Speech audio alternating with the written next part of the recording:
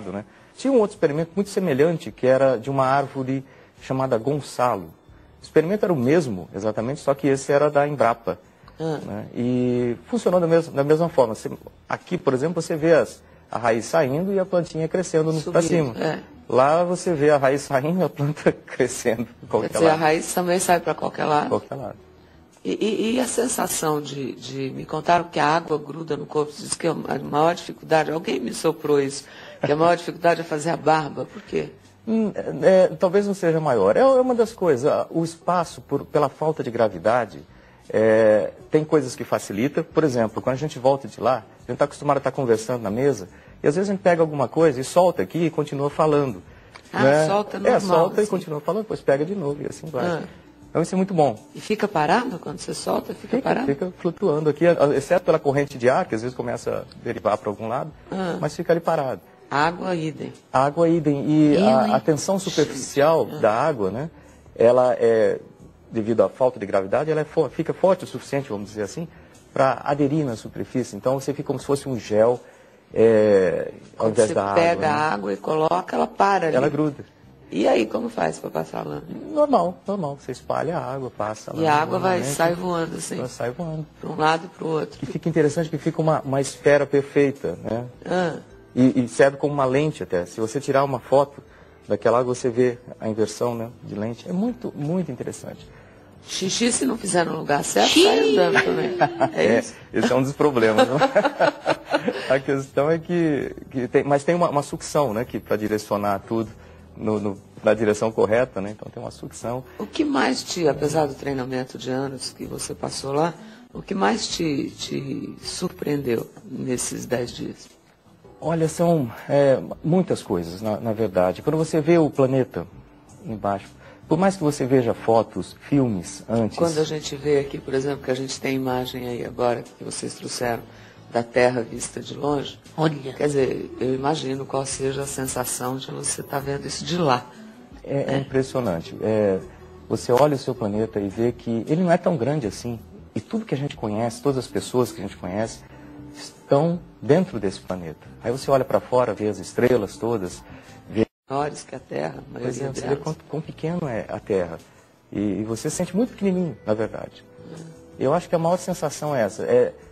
Você ter uma noção do seu tamanho físico, da sua longevidade, e ver que a única coisa que você vale mesmo são as ideias que ficam, né? Depois. Acho que é isso. A gente fala isso todo dia aqui, mas nem a gente mesmo às vezes acredita, né? De que a gente é muito uma poeira, né? Exatamente. Dentro desse universo maravilhoso. Exatamente. Então, essas coisas todas que acontecem, que você falou no começo, dessas polêmicas todas, eu acho que hoje em dia, se fosse antes do voo, eu teria uma outra visão disso. Ficaria muito mais preocupado. Hoje em dia eu vejo que isso é uma coisa que passa daqui a pouco, então isso não significa tanta coisa. Você chegou a sofrer?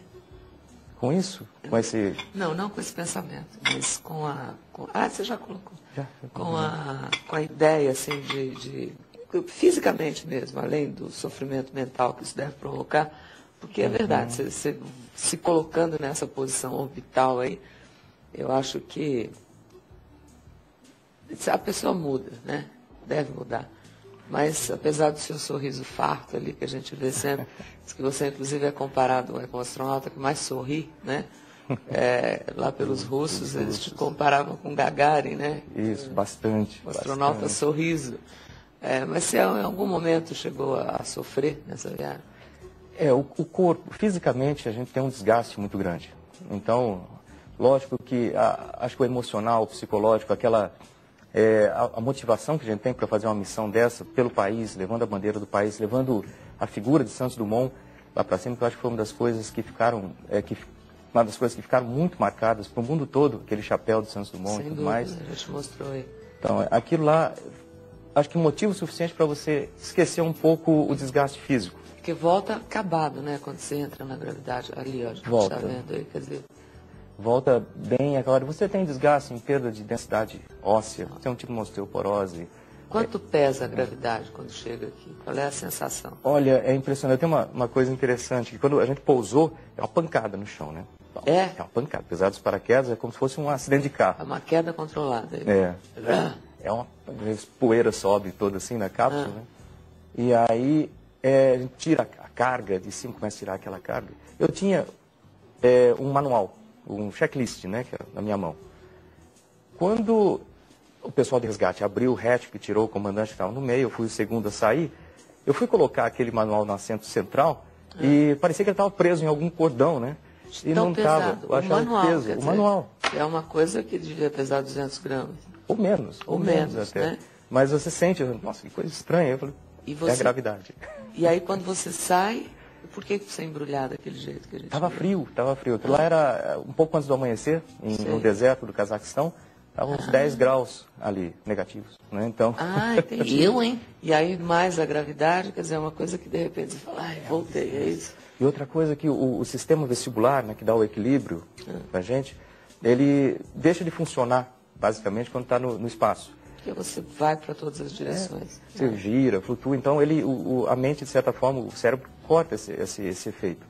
Mas quando você volta, ele passa a influenciar de novo, então você não consegue ficar em pé. Entendeu? Você perde o prumo. Perde o equilíbrio completamente. Mas você está mais bonito. Obrigado.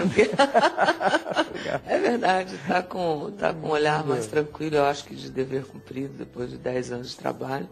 Né? Foi um marco muito grande, eu me senti muito, naquele momento da decolagem, por exemplo, eu pensei muito aqui no Brasil, que as pessoas estavam vendo naquela bandeira do Brasil subindo. E o que isso representava, né? Eu sei o quanto você brigou por isso. Aquele foi um alívio, né? Tinha aí dúvidas com relação à sua ida, né, para o espaço, muitas dúvidas. E a gente, quando conversou com você lá, ficamos juntos apreensivos, né? Porque vimos todo o esforço, o dispêndio, não só seu, mas principalmente seu, né? Sendo preparado para isso, com a possibilidade, de repente, disso não se cumprir. Né, devido a equipamentos, a grana mesmo do governo brasileiro, enfim. E que, de repente, a gente viu você, quando nós todos da nossa equipe que participamos de um pedacinho disso, a gente ficou muito emocionado de vê-lo lá. E você acha que tem chance de outros brasileiros seguirem os seus passos? Sem dúvida, sem dúvida. Essa é uma das coisas que a gente continua lutando por isso, com a continuidade do programa da estação, que foi basicamente minha tarefa nesses últimos 8 anos e continuou depois do voo. A gente espera que o programa continue. A gente vai tentar brigar para esse programa ser ampliado. Eu continuo morando em Houston. E que o programa seja ampliado. E aí isso abre perspectivas de outros treinamentos, outros astronautas, até um outro voo que eu possa fazer também. Mas eu acho que a prioridade... Você quer ir para Marte, é isso? Eu gostaria. Aí você leva o louro. Opa! Marcos, obrigado. Obrigado. Dê um beijo na família, tá? Obrigado, muito obrigado. As crianças, tudo bem? Tudo bem, graças a Deus. Estão te convidando para sentar ali no chat, viu? Tá certo. Não é para a lua, mas está ali. Obrigado. Ô Marcos, o Marivaldo, seu amigo de infância, ligou aqui, disse que não conseguiu te encontrar ainda, mas está te mandando um abração. O Marivaldo. Marivaldo de Bauru. Grande tenente coronel, meu herói.